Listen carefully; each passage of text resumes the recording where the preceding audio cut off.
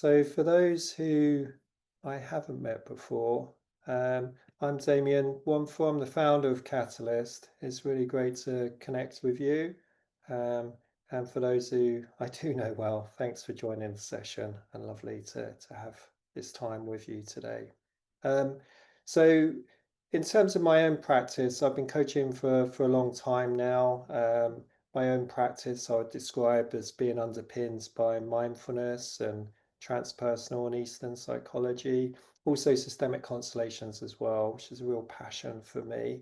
Um, and I wanted to run hopefully a practical session for you around a topic that I'm really passionate about. Um, and I'll share some reflections, I'm sure, about my experiences in this area. I really hope that there's a practical takeaway for you from today's session as well. So in this 30 minutes, we're going to spend some time really, I suppose, talking about the purpose. Why am I talking about well-being? We're define well-being as well. And then I'm going to share with you a useful framework that I use in my coaching practice when supporting clients to develop more well-being in their life. I'm sure it's a framework you're familiar with, but it's one that I utilize a lot.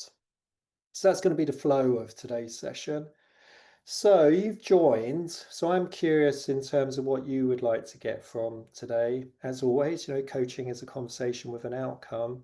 So if you feel comfortable, I'm going to invite you just to put what you would like to get from this session in the chat panel. It'd be lovely to just hear some responses, just so I can make sure I'm focusing the conversation as well. So what would you like to get from today's session? Please feel free to add that in the chat panel. I'm just going to pause for a moment while you may add those comments in.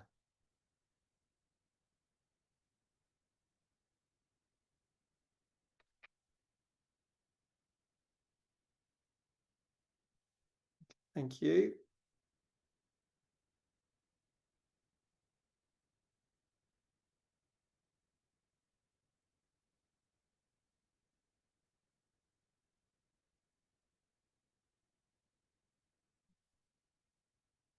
Thank you.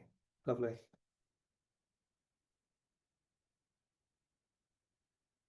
Yeah, wonderful. Thanks, everybody. I'll be reading those as we go, and maybe there might be a follow-on session. Who knows? Okay, so let's make a start, and I really want to start by sharing, and I'm sure that it's familiar to you as coaches, but my own experiences more recently, well, over the last few years since the pandemic, especially, where a lot of my clients are presenting, talking about well, feeling burnt out, understandably. Some of them have even come to the coaching with a question around, am I burnt out? And I've also been supporting some clients that were recovering from burnout as well. So I do think as coach, it's a helpful place to think about burnout. I'm going to talk about well-being a bit more broadly than that, but I do want to start here. And on the screen, you can see a definition of burnout. Um, and again, I think as coaches, it's helpful for us to understand what burnout actually means and the research around burnout. Sometimes we may be experiencing a client and have to be that critical, trusted advisor who holds up a mirror and helps them understand the risks, in terms of what we're experiencing. Or maybe, by us sharing some of what we know about burnout, it can, help them make sense of what they're experiencing as well. So we can sort of see a definition here and really characterized by these three dimensions. So I'm just going to talk about those as a way in, actually. Because when people are burnt out, this is a lot more than feeling tired. In fact, it's these feelings of energy depletion really relate to not just their physical, but their emotional, their cognitive, their spiritual depletion. They feel like their resources have been drained, or they may be very overwhelmed by these as well. And number two, this idea that often they will be discussing with us a sense of mental distance. So they will often report they feel detached from their work. They feel detached from their colleagues, and this is a new experience for them. But also, they may notice this more negative and cynical attitude to their work, and a negative and cynical attitude to their colleagues as well. And this final dimension, this reduced professional efficacy, tasks that were once easy for them may now be a challenge. They're likely to be reporting that, that they're struggling to focus as well in their work. And so we get to see that this is a lot more than, I suppose, stress in a way. This is chronic stress that people are experiencing that's overwhelming their resources. Um, and of course, there are other symptoms as well that we need to be mindful of. I mean, of course, the body takes the toll from the chronic stress. So there are likely to be physical symptoms that they're aware of. Um, there may be increased anxiety and depression. Um, and they will often talk about a loss of satisfaction, which is the well-being that we're going to be discussing. So I think it's helpful to be aware of this. And at the same time, as coaches, we're holding a boundary, aren't we? I define the differences. One of the ways we define the differences between coaching and therapy is coaching is about, mental well-being. Um, Therapy is more about mental ill health. So, of course, depending on how the client is presenting, there may be a more, I suppose, supportive relationship, such as therapy, that's going to be more useful for them, depending on, how they are presenting, their level of functioning. But I want to start here because people talk about it a lot now, but I think it's important that we understand what burnout really means. And then wider than that, I just want to reflect on, our role as coaches is that, we're often facilitating what I call change and growth in another. And so, it's important if the client wants to make substantial change to their behavior, wants to make a substantial change to their life, that they're looking after themselves. And I think, sometimes as a coach, we may introduce um, the importance of the coachee developing their well-being, because they want to make this significant change. So it's really important that they've got the energy there. Um, we know willpower is a finite resource. All the research shows us that. So it's the reason why, I'll go for a run first thing in the morning, but by the end of the day, I've used my willpower up with all the decisions I've been making. So, for clients who really want to make substantial change, they need to be developing a muscle and the energy that's going to support them to be able to make the conscious decisions as well. So there's some themes really that I think are important for us as coaches. And I think the final one, of course, is our own well-being. Self-care is such an important part of our courses that we run at Catalyst. And one of my favorite phrases is really, self-care means our clients get the best of us rather than what's left of us. And so I think it's really important that we're looking after ourselves as well. So let's just talk briefly about well-being then, and what well-being means. And there are many definitions of well-being. I'm talking about it here in terms of, I suppose, what could be succinctly expressed as a life satisfaction. And you can sort of see it on the screen and sort of how it's defined. From an emotional intelligence perspective, one of the models that I use in my practice really looks at 5 components for well-being, and you can see these on the screen as well. The first of these being happiness. That's sort of ability to feel satisfied with our life. The ability to enjoy ourselves, enjoy being with others, have fun. Optimism, maintaining that positive outlook in life, even in adverse circumstances. Interpersonal relationships, the ability to build and maintain mutually satisfying relationships. Self-actualization, that drive to improve myself. that drive to, develop myself and connect to my deeper sense of purpose in my life. And self-regard, understanding who I am and accepting my strengths and development areas. And from that acceptance, because I'm working on my development areas, that self-assuredness and that confidence comes. So this is one definition of well-being. I'm sure there are many that you're familiar with as well. So, as a coach, I know I'm speaking on your behalf, will be using frameworks as a way of helping structure someone's approach to their well-being, helping them raise their awareness and pay attention to different aspects. So in this short session, I'm going to introduce a model, which, as I said earlier, I find helpful with my clients. As we do this, I'm just going to invite you to bring this to life, to reflect on the last 7 days of your life. And I'm going to invite you to reflect on each of these components. And then, we'll sort of talk about each of these as we're going through the rest of the session. Okay. So this framework comes from the work of Dr. Daniel Siegel, who I'm sure will be familiar to you. So clinical psychiatrist. He's an author of many books on my bookshelf, actually. And he's also the exec director of the Mindsight Institute, together with Dr. David Rock, who, again, is an author. He's a leadership coach, and he's exec director of the Neuro Leadership Institute. And they developed a model which they called the Healthy Mind Platter. Again, I'm sure it's familiar to you.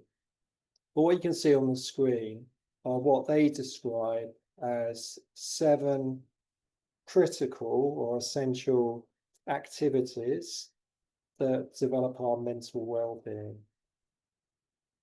So, of course, this is about our mental health. This is about reducing stress, improving our mood. It's also about, I suppose, the way that we relate to others as well.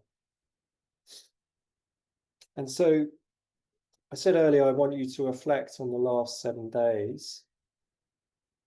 And we're going to go through each of these components and just be honest with yourself. This isn't a place for judgment. We're just reflecting and just noticing. So it's a way of bringing it to life. Because the more we've tried something on for ourselves, the more able we are to share this with our clients as well. And it's a framework that I come back to time and time again in terms of my own self-care as a coach. So let's look at the first critical ingredient in terms of how we're spending our lives, our time. And the first of these was what they described as sleep time. Okay, now we all know the importance of sleep, don't we? But as you start to reflect on the last 7 days, how would you rate quality of your sleep? That could be the quantity as well as the quality. So 1, I'm not getting any sleep. 10, I've got enough sleep, So just see where your gut instinct goes to. Because as well as some of the benefits or how sleep relates to us, sleep is a time that the brain is integrating. We're processing what we've experienced during the day versus our past experiences. It's also when the brain's anticipating about future events as well. So it is a place of integration. But we see from more recent research that, sleep time is actually, when the brain is actually cleaning and clearing away the neurotoxins that have happened as a result of all the neurofiring that's happening during the day. And, sleep being really vital for our immune system as well. So there are many, many benefits to sleep, as we see now from all of the research. So just, as well as having the score there, just capture a couple of sentences around what your score means. I mean, if I was coaching you, of course, I'd be exploring what the score means. It's not just rating the quality of your sleep, but how would you describe that? Just capture some thoughts down there. You might be noticing it's a high score, and that's something to acknowledge and validate. Or maybe it's a lower score, and it may be something to pay attention to.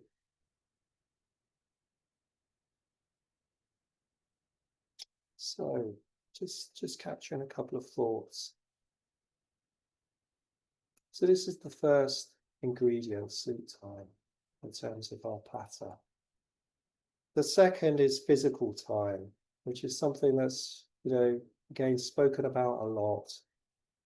So we all know the benefits of physical exercise, and we're talking predominantly here about aerobic exercise.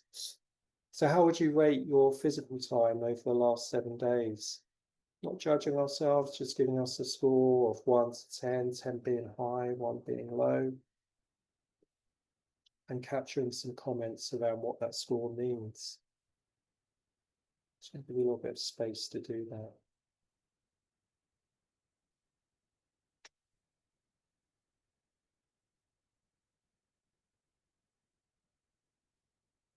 I mean, one of the benefits of physical time, of course, it usually helps us sleep better. So, of course, these are linked. But we know from physical time, it's again a place that really supports the brain to grow. It's also very good for our mood. We see that in a lot of the research. Just noticing all those reactions as you're reflecting, not just your thoughts, but any feelings that come up for you as you're thinking about this and reflecting on yourself. Okay, so that's physical time. The next ingredient, the next activity is focus time. So, so much is written, isn't it, about the fact we can't multitask. We know that it's a myth. What we see from all the research, it's usually when we perform the worst, when we're multitasking. It's a very energy and efficient way of running the brain because we're switching between tasks. And actually, in the studies that have come out, often people that think they're good at multitasking often are the ones that perform the worst.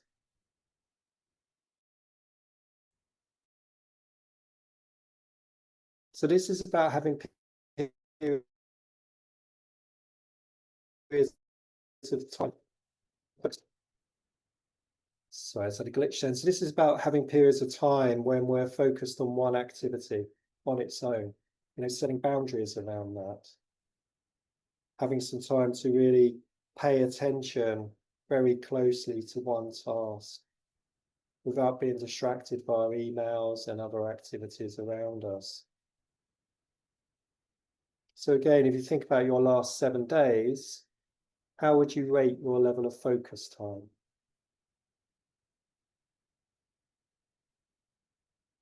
Scale of 1 to 10. And again, please capture some reflections around what that means, your score. Notice how you feel as you're reflecting on this. Now, focus time really helps us keep the mind sharp and focused and clear. Really supports our productivity as well. So that's focus time. So we're just going to move on to the next piece, which is time in. Now, for those of you who know me, mindfulness is a big part of my own life, big part of my own practice.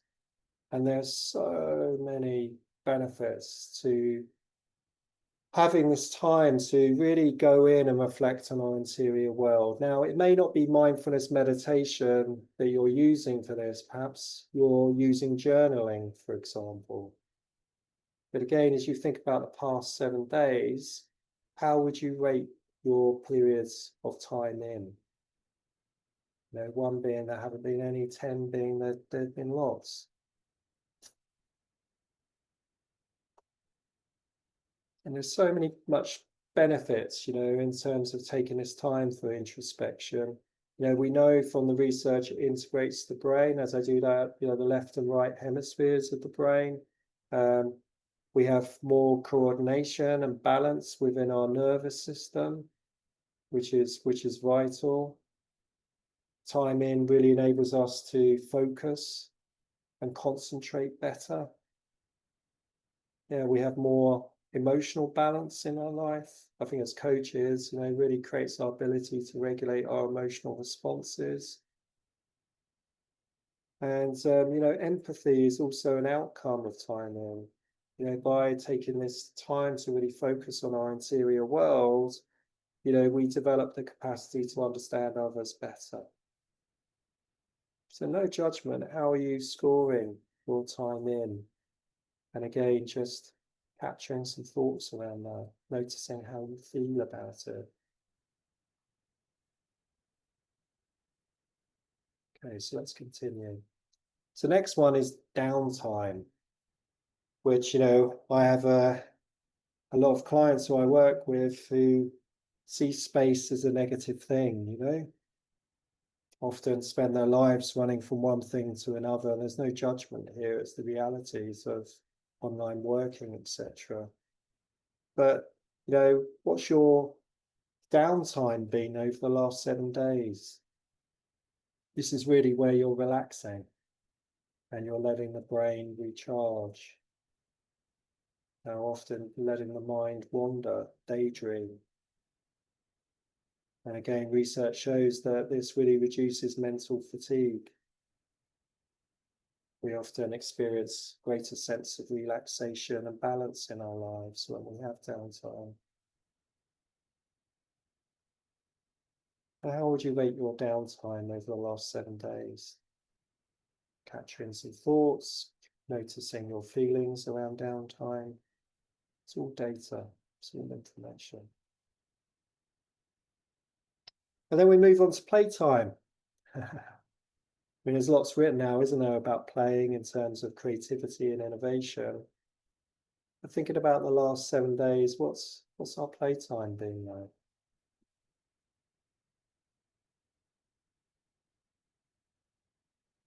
Now that time for joy, that time for having a sense of delight and fun in what we're doing. Playtime's often spoken about as keeping us young, enabling us to expand, beyond our normal everyday experiences. And I mentioned creativity as well. Often it leads to us being more creative. So how would you rate your playtime over the last 7 days? Not judging ourselves, we're just noticing.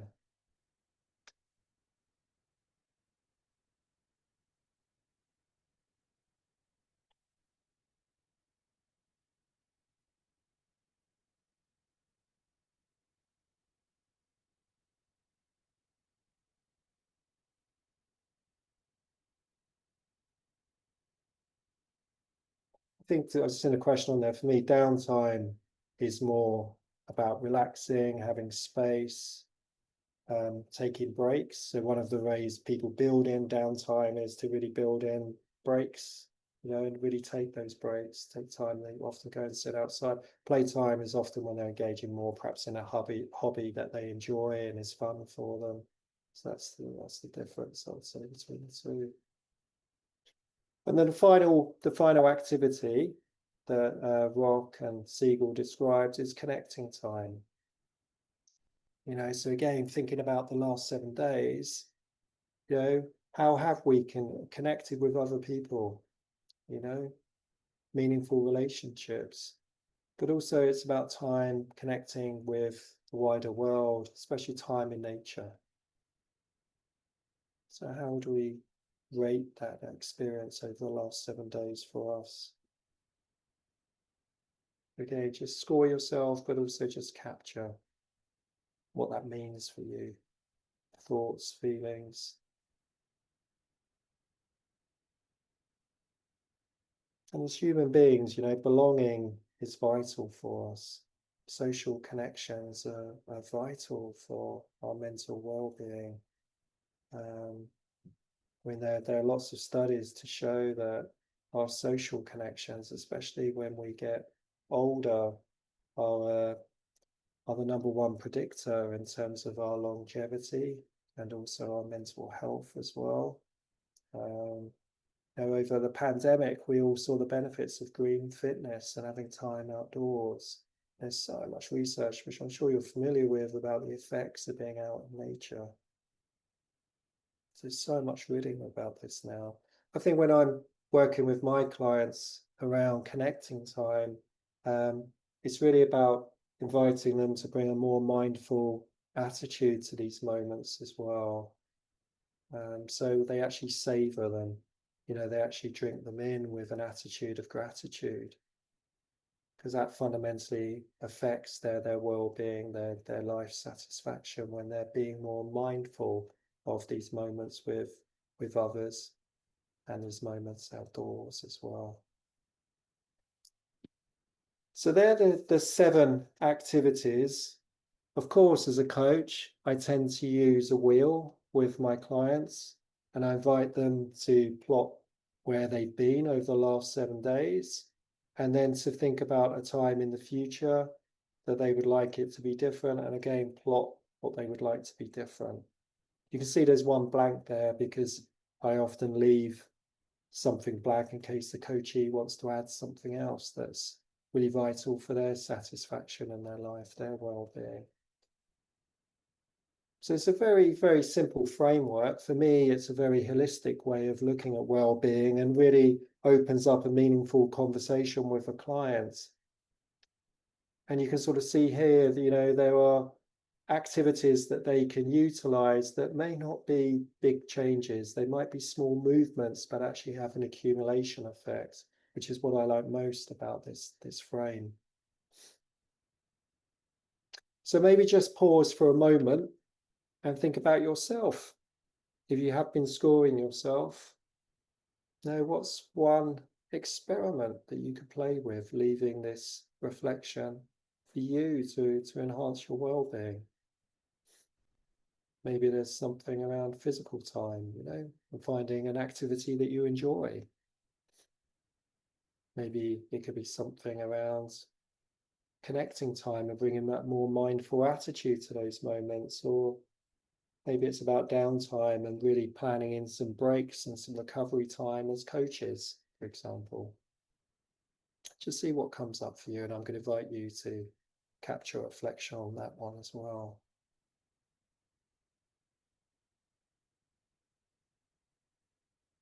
So I appreciate these sessions are always too short in many ways, but I'm hoping this has been a useful reflection for you.